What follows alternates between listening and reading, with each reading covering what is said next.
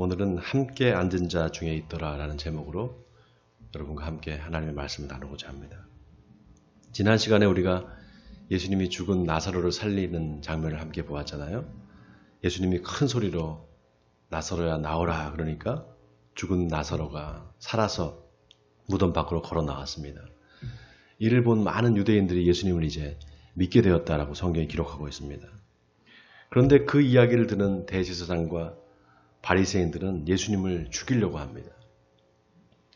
48절에 보면은 대제사장과 바리새인들이 이대로 두면 모든 사람들이 다 예수를 믿게 될 거고 그러면 로마인들이 와서 우리 땅과 민족을 빼앗아갈 거다 이렇게 말을 합니다.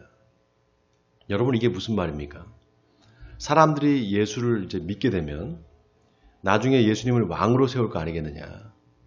그러면은 그게 로마에 대한 반역이 될 거다. 그래서 로마군들이 쳐들어올 거다. 그래서 우리를 다 멸망시킬 거다. 지금 이 말을 하고 있는 겁니다. 여러분 유대인들이 메시아가 오면은 자기들을 로마의 압제에서 벗어나게 해줄 거다 이렇게 믿었잖아요. 그래서 메시아를 기다린 거 아닙니까? 그런데 대제사장과 바리새인들은 그렇게 되면 안 된다는 거예요. 왜냐? 자기들이 누리고 있는 특권이 있었단 말이죠. 로마의 그 통치하에서 자기들은 호의호식을 했습니다. 그러니까 지금 대접받고 잘 살고 있는데 로마에 대적해서 좋을 게 뭐가 있겠느냐. 자칫하면 자기들의 특권을 빼앗길 수도 있다 이렇게 생각한 거예요. 여기서 바로 대제사장과 바리새인들의 이중성이 드러납니다. 그래서 예수님을 죽이기로 작정을 해요. 그리고 예수님을 찾습니다. 그러니까 예수님이 이들을 피해서 유대 사막으로 가셔요. 유대 사막으로 가셔서 에브라임이라는 시골 마을에 가셔서 거기서 머무르십니다. 근데 이제 6월절이 가까이 온단 말이죠. 그러니까 모든 유대인들이 다 예루살렘으로 가는 겁니다. 6월절을 지키기 위해서. 그러니까 예루살렘에 사람들이 모여서 이제 예수가 언제 오겠느냐. 예수가 오면은 대제사장과 바리새인들한테 넘겨주자 이렇게 지금 생각하고 있는 겁니다. 이런 상황에서 자 오늘 본문 이제 시작됩니다. 본문 12장 1절을 보세요. 6월절 엿새 전에 예수께서 베다니에 이르시니 이곳은 예수께서 죽은 자 가운데서 살리신 나사로가 있는 곳이라. 자 예수님이 베다니에 있는 나사로의 집에 오셨어요. 왜 오셨는가? 예수님을 위한 잔치가 벌어졌다는 겁니다. 자 11장에서 예수님이 죽은 나사로를 이제 살리셨단 말이죠. 그러니까 나사로를 위한 잔치가 벌어져야 되잖아요. 나사로를 위한 잔치가 벌어져야죠. 죽은 사람이 살아났으니까. 그런데 예수님을 위한 잔치였다는 거예요. 그리고 또 이 타이밍이 아주 기가 막힙니다. 이때가 언제냐 하면은 예수님께서 이제 십자가를 지고 죽으시기 딱 일주일 전이에요. 이제 예수님이 6월절에 예루살렘에 올라가셔서 예루살렘에 가시면 이제 곧 대제사장과 서기관들에게 붙잡히셔서 이제 십자가를 지고 죽으시는 겁니다. 자, 그런데 베다니에 사는 바로 이 나사로, 죽은 지 나흘 만에 예수님께서 다시 살린 이 나사로의 집에 오신 거예요. 여러분 놀라운 게 이 2절에 보면은 거기서 예수를 위하여 잔치할새 마르다는 일을 하고 나사로는 예수와 함께 앉은 자 중에 있더라 이렇게 나와 있습니다.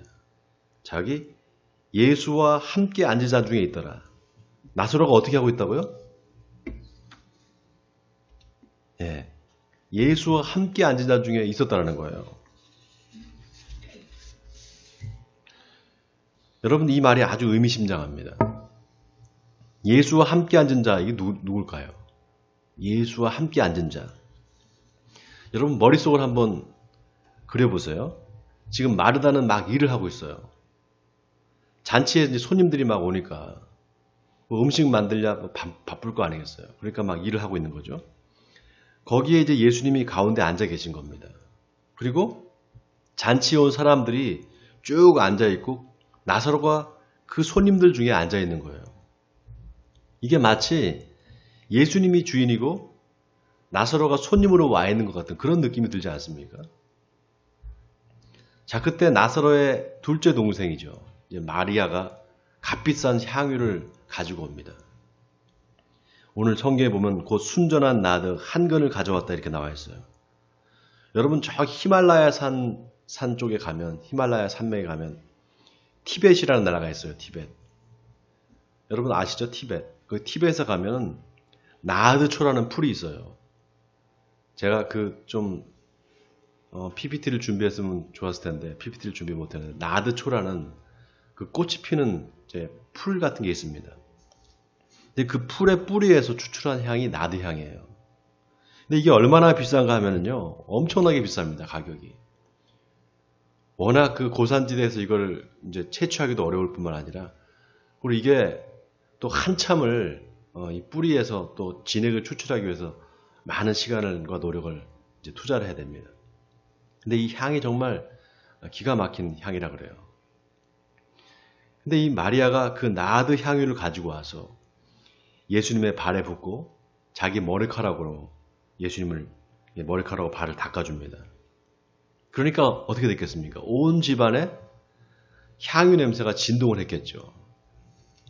자, 그런데 그걸 본 가룟 유다가 이 향유를 왜 300데나리온에 팔아서 가난한 사람한테 주지 않느냐 이렇게 말을 합니다.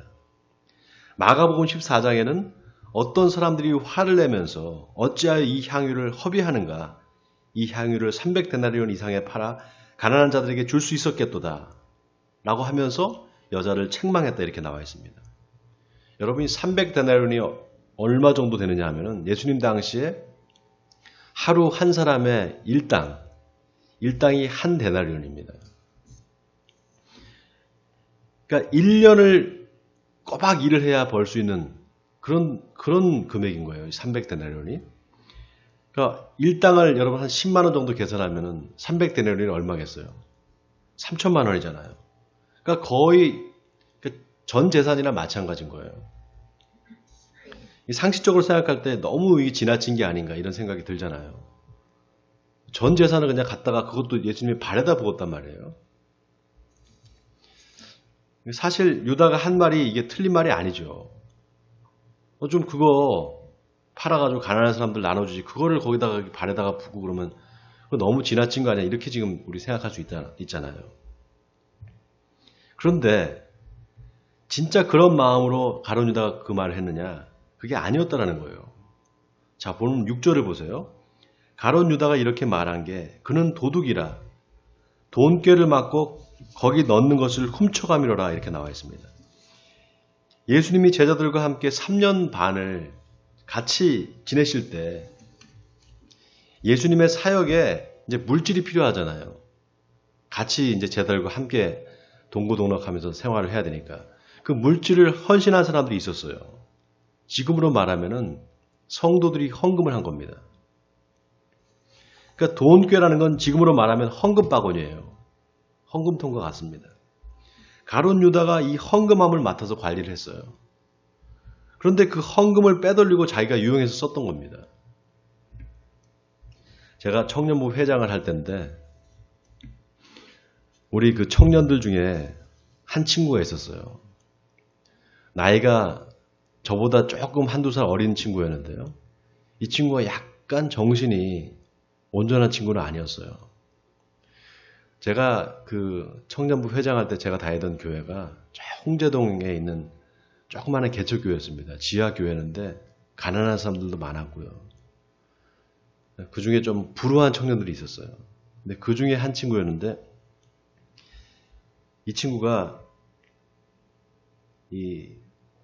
우리가 이제 찬양을 하면서 같이 모여서 찬양을 하고 또 예배 드릴 때 이제 헌금을 좀 돌렸어요. 헌금 바구니를 돌리면서 이제 헌금을 했는데 찬양하면서 헌금을 돌리는데 그 친구가 이렇게 헌금 바구니에서 돈을 잡아서 이렇게 빼는 거예요.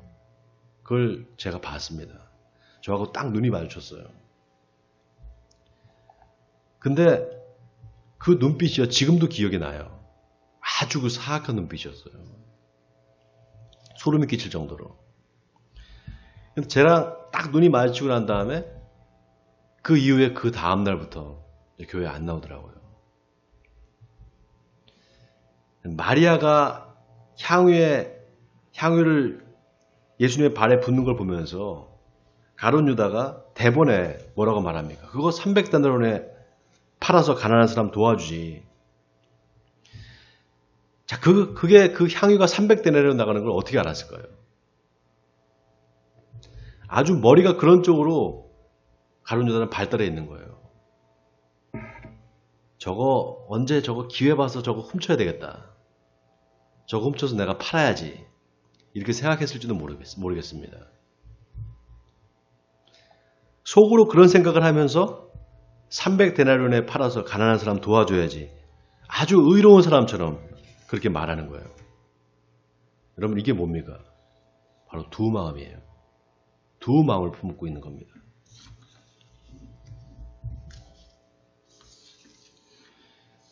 여러분, 하나님이 가장 싫어하시는 게 뭔지 아십니까? 하나님이 가장 싫어하는 거. 바로 이 두 마음을 품는 거예요. 여러분, 예수님을 죽이려고 했던 사람들이 누구죠? 대제사장, 바리새인, 서기관 이런 사람들이잖아요. 이들한테 예수님이 뭐라고 하십니까? 화 있을진저 외식하는 바리새인과 서기관들아. 외식하는 바리새인과 서기관들아, 이 말이 무슨 말입니까? 이 두 마음을 품은 자들아, 이 위선자들아, 이 회칠한 무덤과 같은 자들아. 여러분, 이거는 저주예요. 저주입니다. 예수님께서 저주를 하신 거예요. 여러분, 바리새인과 서기관들이 왜 예수님을 죽이려고 마음먹었을까요? 예수님이 나사로를 살리는 걸 보고 사람들이 다 예수님을 이제 믿으려고 하니까 이대로 두면 안 되겠다. 모든 사람들이 다 그를 믿을 것이요. 그러면 로마인들이 와서 우리 땅과 민족을 빼앗아가지 않겠느냐. 이렇게 말했잖아요. 지금까지 유대인들이 누구를 기다렸습니까? 메시아를 기다렸잖아요. 자기들을 로마의 압제로부터 해방시켜줄 메시아를 기다렸잖아요. 그게 유대인들이 바라던 거였단 말이죠. 자기들이 원하는 대로 이제 메시아가 왔는데, 그런데 그게 안 된다는 거예요. 그럼 로마가 쳐들어와서 우리 땅과 민족을 빼앗아간다. 안 되겠다라는 거예요. 그러니까 죽이자라는 거예요. 두 마음이죠. 결국 뭡니까? 메시아가 필요 없는 거예요. 이대로가 좋은 겁니다. 로마의 식민지 하에서 자기들은 특권을 누리고 싶은 거예요. 그런데 예수가 와서 자칫하면 자기의 기득권이 빼앗길 수 있기 때문에 메시아 필요 없다는 겁니다. 여러분, 예수님의 비유 중에, 예수님께서 하신 비유 중에 포도원의 비유가 있잖아요. 포도원과 농부의 비유 아시죠, 여러분? 포도원 주인이 타국에 가면서 자기 포도원을 농부들한테 맡기고 가요. 그런데 가서 한참을 지나서 타국에서 그 포도원의 소출을 좀 받기 위해서 종들을 보낸단 말이죠. 근데 이 농부들이, 종들이 오니까, 주인이 보낸 종이 오니까 능욕을 하고 때리고 말이죠. 다시 또 보내니까 이제 죽이기까지 하는 거예요. 그래서 이 주인이 어떻게 합니까? 내 아들을 보내면 이 아들은 선대하겠지. 그러고 보낸단 말이죠. 그런데 농부들이 저 봐라. 상속자가 오는구나. 저거를 죽이고 우리가 이 포도원을 빼앗아 버리자 이렇게 말합니다. 그런데 성경에 보면은 예수님이 하신 이 비유의 말씀을 듣고 대제사장과 바리새인과 서기관들이 이게 자기들을 이야기하는 건지를 알았다라고 기록되어 있어요. 자기들 이야기구나라는 걸 알았다라는 거예요. 이 말은 뭡니까? 예수님이 메시아인 줄을 알고 죽였다라는 거예요. 예수님이 하나님의 아들인 줄 몰랐다? 아닙니다, 여러분. 알고 죽인 거예요. 여러분, 사람이 두 마음을 품다는 게 이렇게 무서운 겁니다. 두 마음을 품다는 게 이렇게 무서운 거예요. 왜냐? 두 마음을 갖고 있는 사람은 결국은 예수님을 팔게 돼요. 여러분, 잘 명심해 들으시기 바랍니다. 두 마음을 품은 사람은 결국은 예수님을 팝니다. 여러분 보세요. 가룟 유다가 예수님을 누구한테 넘겨줍니까? 대제사장과 서기관들한테 넘겨주잖아요. 은 30을 받고 예수님을 파는 거예요. 대제사장, 서기관, 바리새인들, 가룟 유다의 공통점이 뭔지 아세요? 두 마음을 갖고 있는 거예요. 또 하나, 이들이 다 돈을 좋아했어요. 예수님이 하신 말씀 중에 정말 진리가 있습니다. 진리 중에 진리가 있어요. 그게 뭔 줄 아세요? 너희가 하나님과 재물을 겸하여 섬기지 못하느니라. 이 말씀입니다. 세상에 돈 싫어하는 사람이 있을까요? 세상에 돈 싫어하는 사람이 있을까요? 세상에 돈 싫어하는 사람 없습니다. 돈의 유혹에 안 넘어가는 사람이 거의 없어요. 예수님이 부자가 천국에 가는 게 낙타가 바늘구멍으로 들어가는 것보다 더 어렵다고 그랬습니다. 정말 그 말이 맞는 말이에요. 부자는 천국 가기가 참 어렵습니다. 그럼 나는 부자 아니니까 괜찮겠지. 제가 말씀드렸죠? 세상에 가난한 사람들과 부자가 있는 게 아니라고. 세상에는 부자가 있고 부자가 되고 싶은 사람들이 있다고. 제가 말씀드렸잖아요. 그러니까 이게 다 해당되는 거예요. 우리 모두한테. 자, 특히 대제사장 바리새인 이들이 누굽니까? 대제사장 서기관 바리새인들 이들이 누구예요? 지금으로 말하면 이 사람들이 목사들이에요. 그래서 예수님의 말씀이 참 기가 막혀요. 하나님과 재물을 겸하여 섬기지 못한다라고 할 때 이 섬기다라는 말이 헬라어로 둘로스라는 단어를 씁니다. 이 둘로스라는 단어는 노예가 되다, 종이 되다 이런 뜻이에요. 너희가 하나님의 종이 되든지, 지금 목사들한테 하는 말이에요. 너희가 하나님의 종이 되든지 아니면 돈의 종이 될 것이다. 돈의 노예가 될 것이다 이 말이에요. 둘 중에 하나지 둘 다 되지를 못한다 이 말이에요. 두 마음을 품고 있는 사람들은 예수를 믿다가도요. 결정적인 순간에 돈을 쫓습니다. 목사들 중에 돈 밝히는 사람 있어요. 돈 밝히는 목사들이 있습니다. 어디 가서 설교를 하면 꼭 응당 돈을 받아야 된다고 생각하는 사람도 있어요. 물론 그렇지 않은 사람들이 더 많죠. 우리 일산동 지방에 26개 교회가 있어요. 근데 그 중에 미자립 교회가 12개가 있습니다. 26개 중에 12개가 미자립이에요. 우리 교회는요, 미자립 교회가 아니에요. 미자립 교회의 기준이 뭔가 하면은 1년 경상 예산이 3,500만 원 이하면은 미자립이에요. 근데 우리 교회는 3,500만 원 이상입니다. 그러니까 자립교회로 봐요.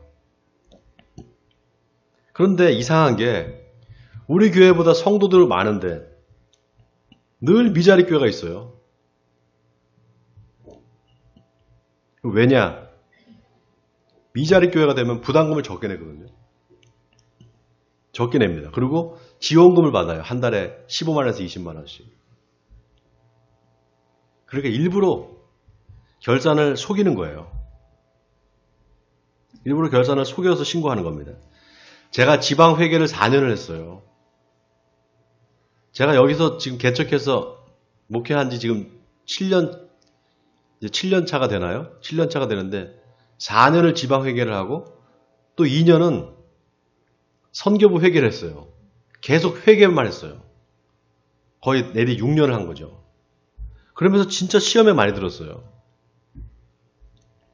그 지원금 받겠다고 교회 재정을 속이는 겁니다. 신고하는 거를. 심지어는 교회가 자체 건물이 있는데 미자립이에요. 그런 양심을 가지고 어떻게 목회를 할까요? 탄식이 나왔습니다.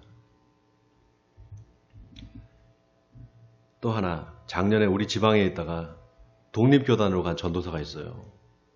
우리 지방에 있다가 북한 탈북민입니다. 저랑 같이 연세대학교에서 공부를 했어요. 연세대학교가 그 탈북민들을 좀 이렇게 특채로 받아줘요. 그래서 이제 같이 공부를 했는데 제가 우리 지방에 개척하는 걸 많이 도와줬어요. 원래 장로교 쪽에서 개척을 하려고 했다가 그걸 안 하고 우리 이제 감리교로 오겠다 그래서 제가 그러면 우리 지방에 와라. 내가 도와줄게. 해서 이제 실행부회 얘기도 하고 하여튼 뭐 안 된다는 거를 하여튼 뭐 개척을 할 수 있도록 그렇게 해줬습니다. 심지어는 우리 교회 저쪽에 있을 때 이제 우리가 이사 오고 저기를 잠깐 교육관을 쓸 때가 있었는데 그 교육관을 빌려줘서 우리 교회에서 개척 예배를 드렸어요. 그런데 개척 예배를 드리면서 깜짝 놀랐어요. 감리교 신학대학의 총장이 오고, 네? 제가 나왔던 대학 감리교 신학대학의 총장이 와 있어요. 그 연세대학교 유명한 교수들이 와 있고 말이죠. 교계에 아주 유명한 목사님들이 와 있는 거예요. 야, 이 친구가 참 발이 넓구나, 좋구나. 이게 뭐 목회를 하겠구나 그렇게 생각했어요. 그런데 그러니까 뭐 많이 처음에 이제 그 개척 예배를 드릴 때 사람들이 헌금을 많이 하지 않았겠어요. 그리고 참 이제 잘 됐다. 이제 너가 이제 잘 여기서 개척해서 하면 되겠다 이렇게 생각하고 뭐 격려를 해줬죠. 그런데 예배를 잘 안 드려요. 모여서 예배를 안 드리고 자꾸 외부에서 뭐 간증 집회를 간다고 그러고, 그리고 교인들 다 데리고 간증 집회를 다녀요. 그 교인들이 다 탈북민들이에요. 그래서 좀 예배를 드려야지 왜 그럴까 이제 그렇게 이상하다 생각했어요. 근데 금방 우리 여기 이제 교육관에서 제가 그냥 월세도 받지 않았죠. 그냥 도와준 거예요. 근데 이따가 목사님 저 딴 데로 가야 되겠습니다. 그래요. 좀 더 큰 데로 가겠대요. 그래? 그래 그렇게 해라. 그리고 이제 지방에 다른 데로 옮겼어요. 물론 우리 지방 내에서 옮기고 이렇게 하다가 거기서 좀 이제 뭐 개척을 하고 또 교회를 옮긴다니까 지방에서 엄청 많이 도와준 거예요.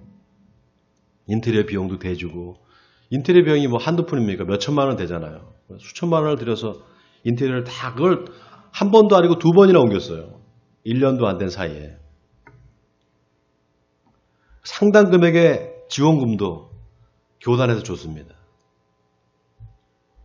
근데 1년이 채 안 돼서 진급시험에 이 친구가 떨어졌어요. 우리 감리교는 진급시험을 봐요. 매년 진급시험을 봅니다. 거기서 떨어지면 유급이 되는 거예요. 진급시험 떨어지자마자 감리교를 떠나버렸어요. 독립교단으로 간 거예요. 제가 그 친구 때문에 지방 목사님들한테 아주 많은 욕을 얻어먹었어요. 실행부회에 심지어는 불려가가지고 그 지원금 반환하게 하라고 말이죠. 지원해준 거 다 토해내고 가라고 그러고. 제가 아주 곤란했습니다. 제가 이제 그렇게 인도를 했기 때문에. 그러면은 이만저만해서 목사님 이렇게 해서 제가 좀 떠나게 됐습니다. 죄송합니다라든지 전화를 한 통 해야 되잖아요. 전화 한 통 없이 갔어요. 제가 전화해도 전화도 안 받고. 근데 이 친구가 지난주에 떡하니 새롭게 하소서에 나왔어요. 새롭게 하소서에 탈북민 목사라고. 탈북민 목사. 제가 이름을 밝히면 아마 깜짝 놀랄 거예요. 아마 그 새롭게 하소서를 보니까 32만 명이 봤더라고요. 32만 회를 조회수가. 뭐 감동주의 막 이렇게 해가지고.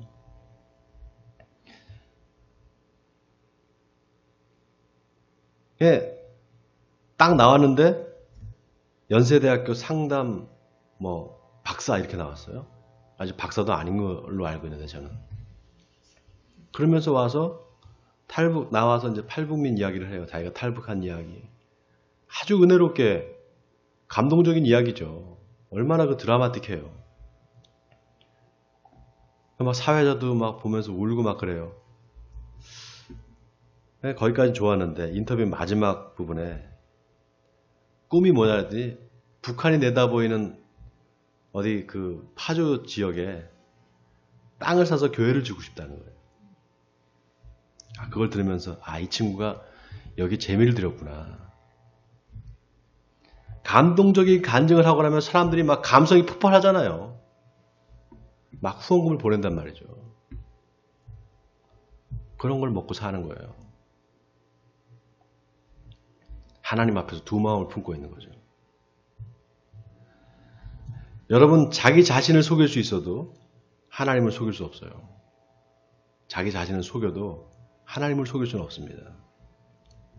하나님이 우리 마음을 다 꿰뚫어 보고 있어요.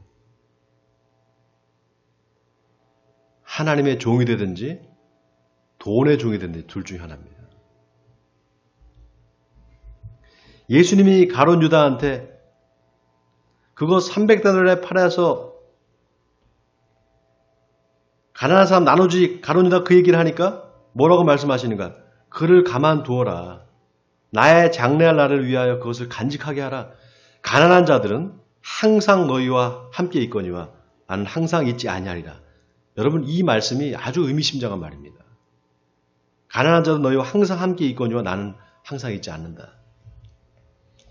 여러분 예수님이 가룟 유다가 돈꾀에 손을 넣어서 그 훔치는 거를 몰랐을까요? 알았겠죠. 아셨어요. 근데 다른 제자도 아니고 돈을 훔치는 가룟 유다가 이게 할 말은 아니잖아요. 가난한 사람들한테 나눠줘라. 왜 그걸 허비하냐? 이게 할 말 아니잖아요. 그러니까 예수님이 이 말씀하실 때 그 마음이 어땠겠어요? 가룟 유다한테 이 말 할 때 마음이 어땠겠습니까? 저는 예수님이 가난한 사람들은 항상 너희와 함께 있지 않느냐? 언제든지 너희가 마음만 먹으면은 그 가난한 사람들 도울 수 있다. 그런데 나는 너희와 항상 같이 있지 않을 거다 이 말입니다. 저는 예수님이 이 말씀하신 게 가룟 유다의 양심을 콱 찌르는 송곳 같은 말씀이라고 생각합니다. 가룟 유다의 마음의 그 이중성을 고발하시는 거예요.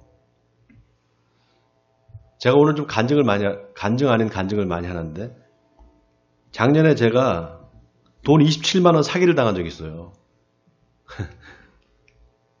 미국에 사는 사람인데 자기 아버지가 돌아가시면서 미국에서 나왔다는 거예요. 자기가 아버지가 돌아가시면서 감리교회에 헌금을 하라고 유언을 남기고 돌아가셨대요. 그리고 자기는 지금 암에 걸려가지고 이제 수술하러 나왔다는 거예요. 그러면서 저보고 교회를 하나 소개시켜 달래요. 그래서 우리 교회가 감리교회인데요. 그랬더니 그러면 잘 됐다고. 목사님 교회에 헌금하겠습니다. 그래서 얼마를 헌금하시려고 그랬어요? 그랬더니 6만 8천 불을 헌금하겠다는 거예요. 6만 8천 불을. 우리나라 돈으로 하면 한 7천만 원 이상 되는 거예요. 그러면서 좀 만날 수 있냐는 거예요. 그러면서 자기가 지금 세브란스 병원에 있으니까 이제 수술을 받기 위해서 병원에 입원해 있다는 거예요. 잠깐 병원으로 좀 오면 안 되겠냐는 거예요. 그러면서 자기가 세브란스 병원에 있다가 지금 오늘 잠깐 외출 허가를 받아서 이제 강남에 있는 호텔로 가는데 거기까지 좀 데려다 주면서 같이 이 얘기를 좀 하자는 거예요. 쫓아갔어요. 제 아내하고. 차를 타고 갔어요. 근데 갔는데 그 세브란스 병원 로비에서 이제 만난 거예요. 자기가 이제 다 짐을 싸갖고 내려왔다는 거예요. 이제 허가를 받고, 이제 외박 허가를 받고. 같이 이제 차를 타고 가면서 이제 이런저런 얘기를 했어요. 자기 할아버지가 인천 내리교회를 건축한 사람이라는 거예요. 인천 내리교회라는 게 얼마나 큰 유명한 교회입니까? 그게 인천 내리교회가 어떻게 보면 감리교회에서는 가장 모교회 같은 교회예요. 그러면서 자기 아버지는 이제 미군 부대에서 6.25 때 미군 부대에서 이제 일을 하다가 이제 미국으로 이제 이민을 왔다는 거예요. 미군들을 따라서. 근데 그때 올 때 전 재산을 다 팔아갖고 왔는데 그게 뭐 6,800불인가 그랬대요. 그러니까 6,800불을 10배로 이제 갚겠다 하고 이제 돌아가셨다 이 말이에요. 근데 그걸로 돈을 많이 벌었다는 거예요, 자기 아버지가. 자기 아버지가 철강회사에 직원으로 들어갔는데, 철강회사 직원으로 들어갔는데, 오너가 이제 미국 사람인 거죠. 근데 미국 사람이 죽으면서 자기 아버지한테 너무 성실하니까 아버지가. 그래서 그 회사를 넘겨줬대요. 그래서 자기 아버지가 그거로 돈을 벌었고, 자기도 아버지가 돌아가지고 그걸 이제 맡아서 하는데, 이 9.11 테러 때 엄청난 그 돈을 벌었다는 거예요. 그게 다 고철 아니겠어요. 그거 수거하고 그것도 다시 팔고 하면서. 어마어마한 돈을 벌었대요. 그러면서 자기가 감사하고 아버지도 생각나고 해서 아버지 유언을 꼭 들어드려야 되니까 감리교회에 헌금을 하겠다고. 근데 목사님 보니까 참 진실하신 것 같다고. 그러면서 자기가 언제 수술받고 깨어나게 될지 어떻게 될지 모르니까 이걸 내일 안에 처리해야 되겠다는 거예요. 그리고는 자기가 뉴욕에 사는 뉴욕에 있는 한인 회장한테 이제 전화를 해가지고 계좌로 송금을 자기가 이제 이 체크를 써주면은 그거를 받아서 이제 뉴욕에 있는 한인 회장이 무슨 한국에서 약간 사채 비슷한 그런 걸 한다는 거예요. 그것부터도 이상했었는데 그러면서 송금하겠다고 은행 계좌로 우리 교회 계좌번호 알려달라고 알려줬어요. 그러면 참 속으로 야 세상에 이런 일도 있구나.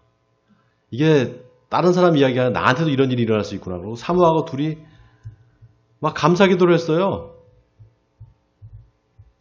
그러면 다음 이제 호텔까지 데려다 줬는데 그 다음날 전화가 왔어요. 그러면서 다시 지금 병원에 왔다는 거예요. 하룻밤 호텔에서 밖에서 자고 와서 이제 다시 입원을 해서 이제 수술 날짜를 기다리는데 오늘 내가 이거를 끊어줘야 되겠다. 오늘 내가 이제 목사님한테 이걸 처리해야 되겠다고. 자기가 이제 수술하면 어떻게 될지 모르니까. 그런데 이게 송금을 하면은 찾는데 한 보름 이상 걸리니까 차라리 현금으로 주겠다는 거예요. 그러면서 한국에서 돈을 이걸 현금으로 찾으려면은 수수료가 필요하니 27만 원을 좀 송금해달라는 거예요. 혹시 제가 순간 이거 혹시 사기당하는 거 내가 아닌가? 사기꾼 아닌가?